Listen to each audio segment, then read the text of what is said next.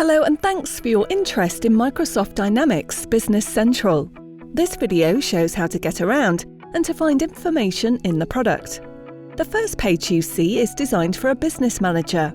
It's a collection of tasks and information that are important to someone who is running a business.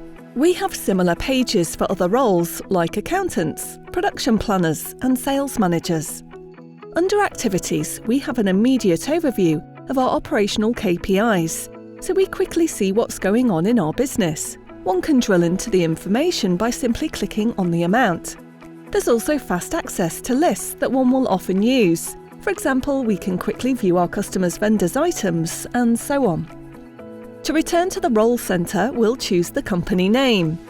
Similarly, important actions are readily available.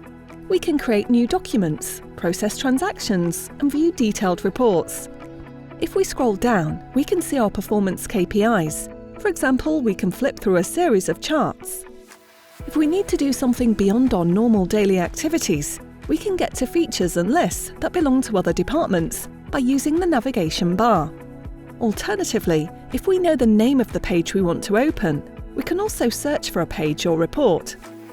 Now, I'm going to show you how to process a sales order so that you can get a feeling of how a document is managed within Business Central. Now let's switch to sales orders and create a primary record for one of my customers. I'm going to add an item, but of course you could be posting directly to the general ledger as well. And you can see that within a few clicks the sales order has been created. I have then the ability to ship, invoice, or ship an invoice that specific record. The order has been processed and a posted sales invoice has been created, which I can then of course send by email directly from the application. Business Central also has a fully customizable chart of accounts. It is fully interactive and can be filtered. Business Central also has a concept of what we call dimensions. Dimensions are analysis codes, and creating dimensions is very simple. It is simply a matter of creating a new record and then adding the dimension values. These dimensions can then be tagged in specific general ledger entries and other ledger entries, such as customer or purchase ledger entries.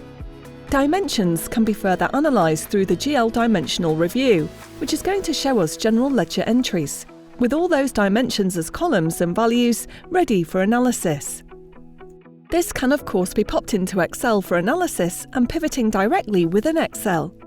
Thanks for watching this introduction to Business Central, and we hope you're ready to get started.